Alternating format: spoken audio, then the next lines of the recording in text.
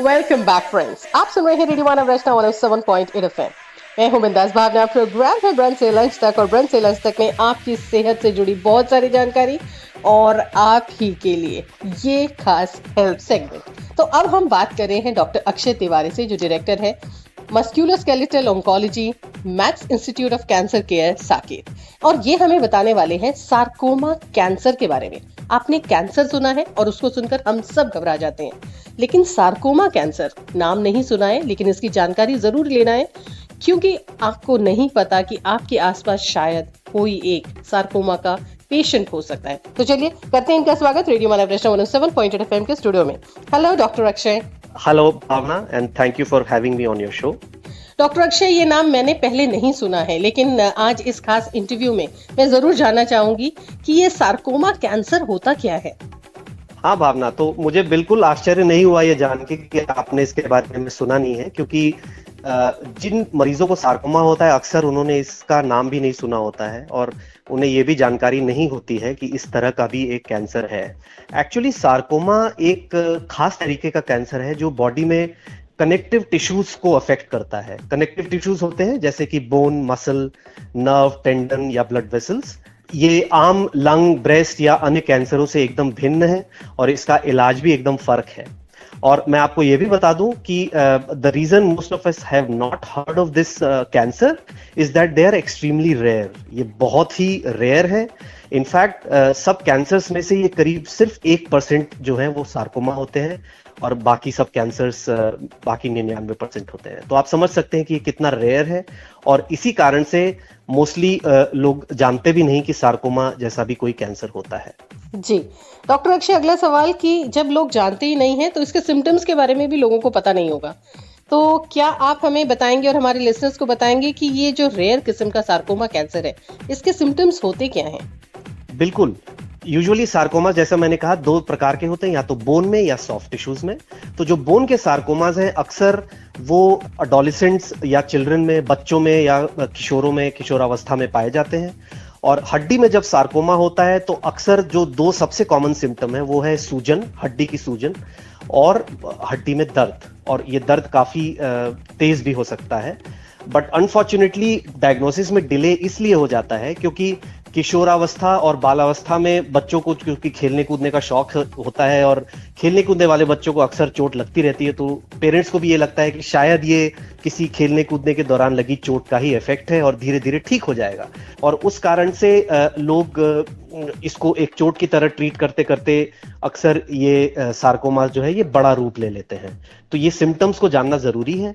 हम लोग हमेशा ये एडवाइस करते हैं कि यदि आपके बच्चे को किसी हड्डी में दर्द है और वो 2 से 3 हफ्ते से ऊपर हो गए हैं और वो नॉर्मल ट्रीटमेंट से नहीं ठीक हो रहा है, तो आपको जरूर ये सोचना चाहिए कि कहीं बच्चे की हड्डी में सार्कोमा या कोई ट्यूमर तो नहीं है।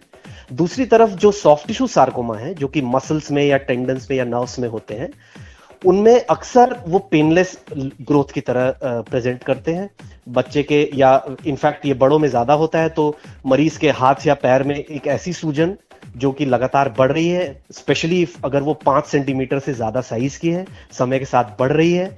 बेशक वो पेनलेस है, दर्द नहीं होता, फिर भी वो सॉफ्ट टिश्यू सार्कोमा हो सकता है।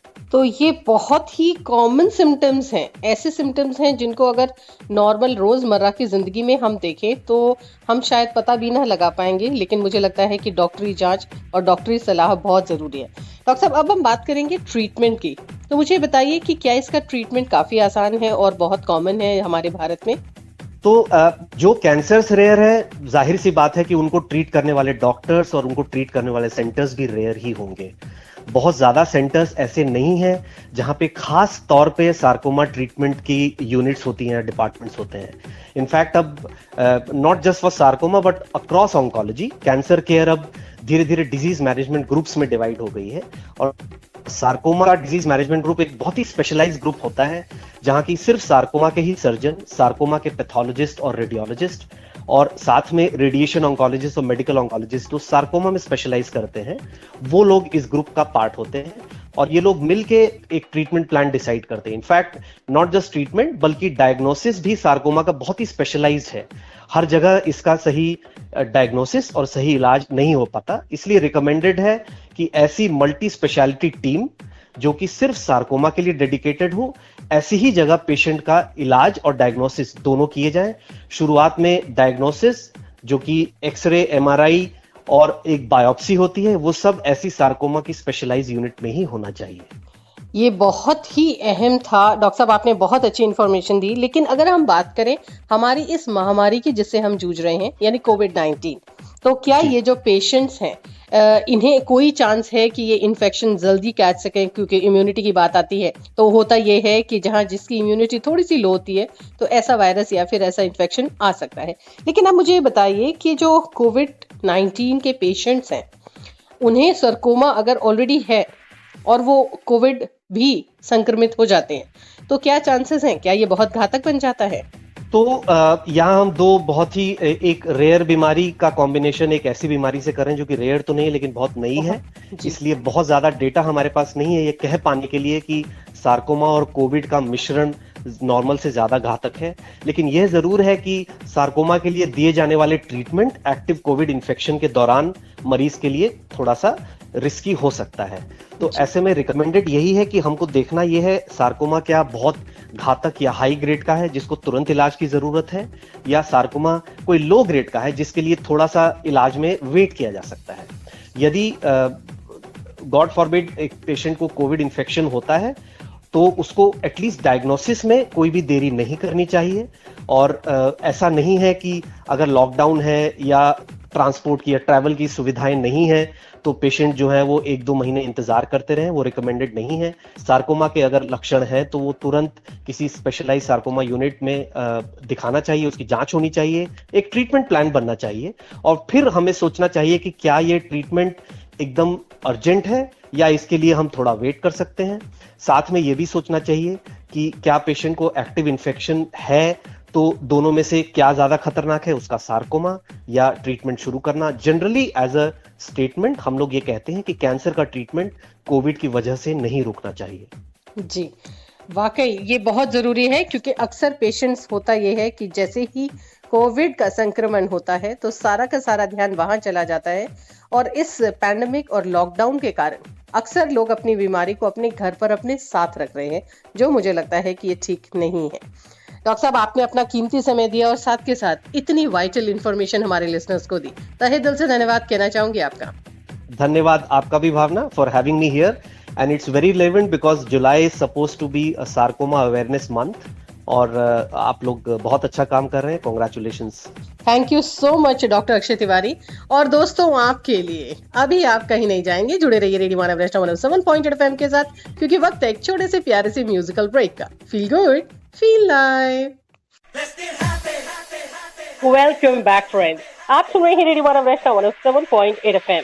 मैं हूं बिंदास भावना। प्रोग्राम है ब्रेन से लंग्स तक और ब्रेन से लंग्स तक में आपकी सेहत का ख्याल तो हमेशा हम रखते हैं और खास तौर पर अगर आप देखें कोविड-19 के इस महामारी के दौर पर हम आपकी सेहत का एक्स्ट्रा ख्याल रख रहे हैं और इस एक्स्ट्रा ख्याल में हम कोशिश कर रहे हैं कि हर किस्म के पेशेंट्स को उनकी बीमारी और साथ के साथ उससे रिलेटेड जानकारी मिले। और इसी में हम बात कर रहे हैं सरकोमा कैंसर की। और अगर हम सरकोमा कैंसर की बात करें तो यूं तो आपने सरकोमा कैंसर का नाम नहीं सुना होगा, लेकिन जो लोग इससे जूझ रहे हैं उन्हें इसकी जटिलता पता है। और इस पर आज के हमारे जो एक्सपर्ट गेस्ट हैं वो है डॉक्टर सुनील पसरीचा, जो सीनियर कंसल्टेंट है oncopathology department, Rajiv Gandhi cancer institute of research and centre, Delhi. करते हैं इनका स्वागत रेडियो मानव वैष्णव 107.8 FM के स्टूडियो में। हेलो। हाँ जी मैम, नमस्कार। डॉक्टर सुनील, अगर मैं बात करूं सरकोमा कैंसर की तो सरकोमा कैंसर अपने आप में ही बड़ा ही रेयर लेकिन साथ के साथ बड़ा जटिल है। तो हम बात करते हैं इसके डायग्नोसिस की। मुझे बताइए कि कितना इम्पोर्टेंट है इसका टाइमली डायग्नोसिस। जी, जैसे कि आपने बोला कि ये बहुत ही रेयर कैंसर है। देखिए, रेयर जो पेशेंट है उसके लिए it is not rare, it is the patient के लिए ये 100% सफरिंग है जी। तो जहाँ तक डायग्नोसिस की बात है, इसको एक्यूरेटली डायग्नोस करना और ग्रेड करना बहुत जरूरी है because diagnosis and grading it tells us about you the behaviour and aggression. या मतलब कि आप एक पूर्वानुमान लगा सकते हैं कि ग्रेडिंग के हिसाब से कि ये कितना गंभीर हो सकता है। जैसे कि हम इसकी ग्रेडिंग करते हैं ग्रेड 1, 2, 3। तो जो ग्रेड 1 है वो सबसे कम एग्रेसिव है और जो ग्रेड 3 है वो मोस्ट ज्यादा एग्रेसिव है। अगर हम टेस्ट की और उसकी एक्यूरेसी की बात करें तो अमूमन हर बीमारी में ये कहा जाता है कि आप समय पर डॉक्टरी सलाह लें, लेकिन अगर मैं आपसे खास तौर पर सरकोमा कैंसर की बात करूं तो इसके बारे में आप क्या कहना चाहेंगे कि कितनी एक्यूरेट है हमारी ये जो जितने भी टेस्ट हैं और इनका क्या सिग्निफिकेंस है, किस किस समय पर लोगों को ये डॉक्टरी जांच करवा लेनी चाहिए? बेसिकली जो इसके टेस्ट हैं वो माइक्रोस्कोपिक एग्जामिनेशन करते हैं हम बायोप्सी पे, उसमें हमारे को एक जजमेंटल कॉल लेना पड़ता है। It is not a automated test, तो उसमें there is a difference of opinion, but yes with expertise and experience we can achieve the accuracy in diagnosing and grading of the sarcoma. जी हाँ, तो इसमें initially हम microscopic examination करके confirm करते हैं कि ये पुष्टि करते हैं पहले कि ये सार्कोमा है, और इसके बाद हम स्पेशलाइज्ड टेस्ट भी लगाते हैं जैसे कि इम्यूनोहिस्टोकेमिस्ट्री टेक्निक्स हैं, और 5 से 10% केसेस जो बहुत ही जटिल होते हैं, जो बहुत ही डिफिकल्ट होते हैं, बिकॉज कुछ सार्कोमास दिखने में एक जैसे लगते हैं ऑन माइक्रोस्कोपिक एग्जामिनेशन ऑल्सो, तो we have the facility of doing the molecular testing also which is a specialised testing so that we can accurately diagnose it. जी, और अगर मैं बात करूं कोविड-19 की, तो जो कोविड-19 के पेशेंट्स हैं और साथ के साथ अगर वो सरकोमा कैंसर के पेशेंट्स भी हैं, तो क्या ऐसे दौरान या इस पूरे समय में, क्योंकि इसमें लंग्स इन्फेक्टेड हो जाते हैं, जो फाइब्रोसिस है वो डेवलप हो जाता है, क्या जरूरत है कि कोई और डॉक्टरी सलाह या फिर कोई जांच भी करवाएं जिससे ये पता लगे कि कहीं ये हमारे कैंसर के टिश्यूज को तो नहीं टच कर रहा है या उसको तो नहीं हार्म कर रहा है? जी, इस बार हमने देखा गया है कि कोविड-19 के एपिडेमिक्स के दौरान कि पेशेंट जो कैंसर के हैं साथ में उनको कोविड भी हुआ है, बट उस समय आई थिंक जो कोविड का ट्रीटमेंट है that takes the priority over the cancer treatment. जी, once the patient is stabilized from the COVID suffering point of view, then only we can start with the sarcoma treatment. जी, doctor Sunil, आपने अपना कीमती समय निकाला और हमारे लिसनर्स को दी इतनी बेहतरीन जानकारी, तहे दिल से धन्यवाद कहना चाहूंगी आपका। जी, थैंक्स अ लॉट। दोस्तों, आप कहीं नहीं जाएंगे, वक्त हो गया एक छोटे से प्यारे से म्यूजिकल ब्रेक का। जुड़े रहिए रेडियो वन ब्रेस्ट 107.8 FM के साथ। Feel good, feel live.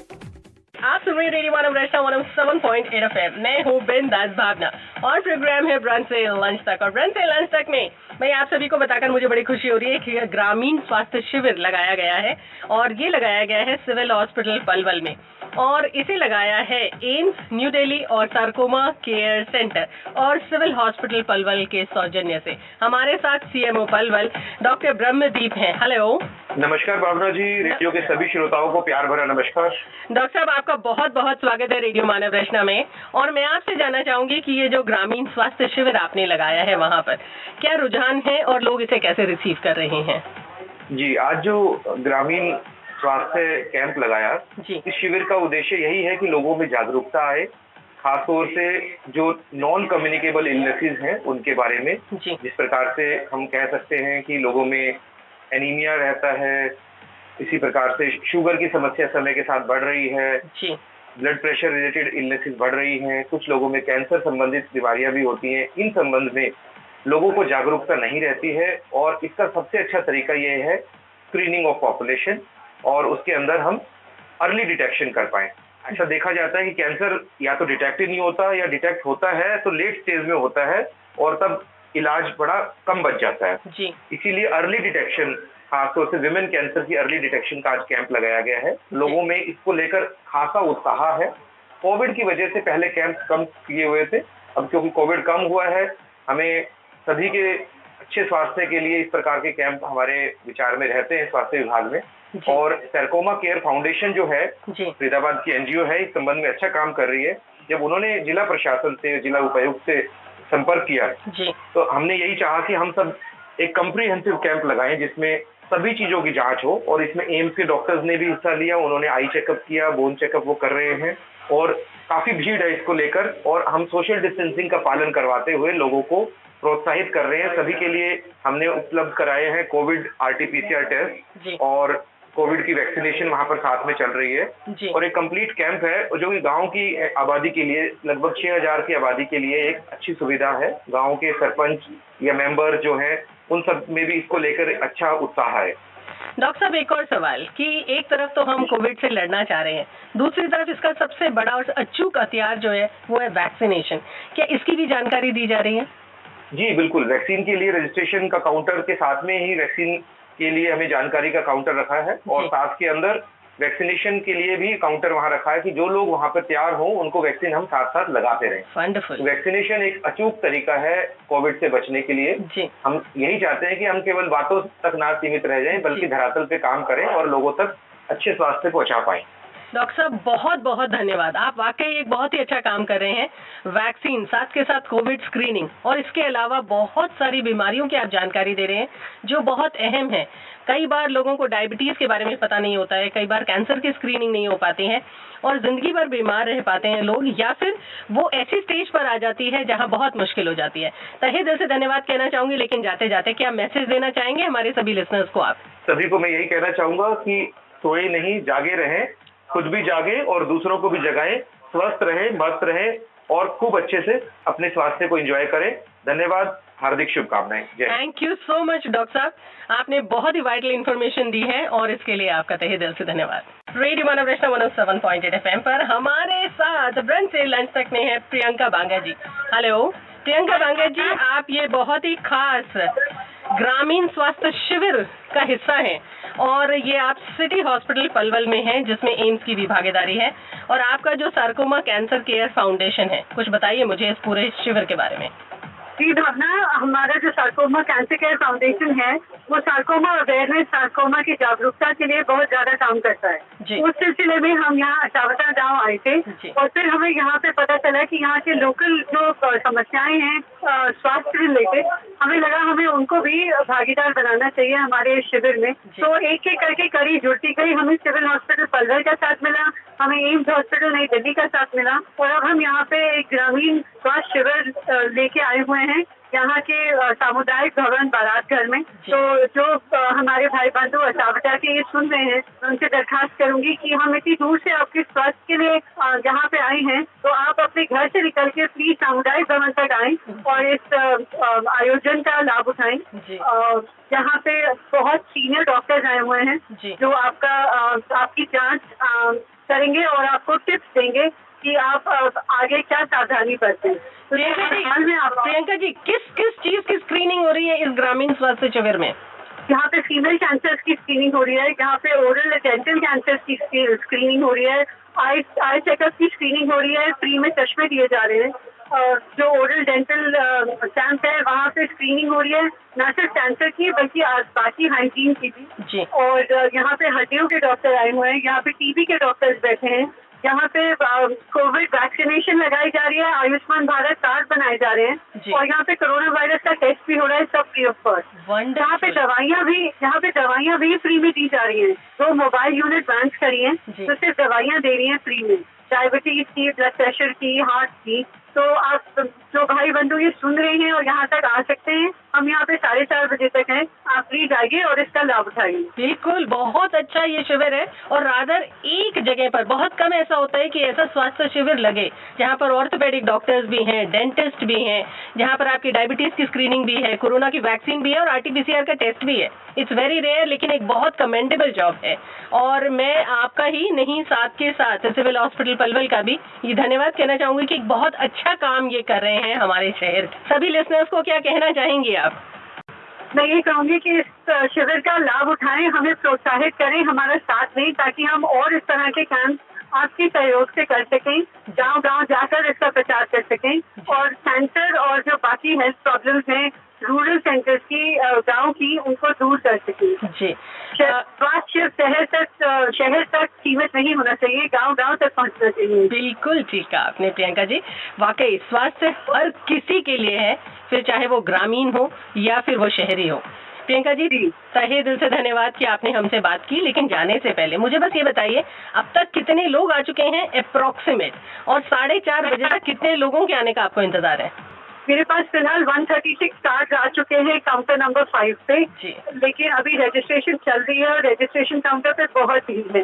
मेरी उम्मीद है कि कम से कम 500 लोग तो यहाँ होने चाहिए क्योंकि इस गांव की पॉपुलेशन 5000 है तो अगर मैं 500 भी ले लेती हूँ और इसमें से अगर मुझे 50 पेशेंट भी मिल जाते हैं तो मेरे ख्याल से इस शिविर का मकसद पूरा हो गया है। बिल्कुल, हम चाहेंगे ज्यादा से ज्यादा लोग आएं और इस स्वास्थ्य शिविर का हिस्सा बने। Thank you so much for speaking to us. Thank you Bhavna, thank you.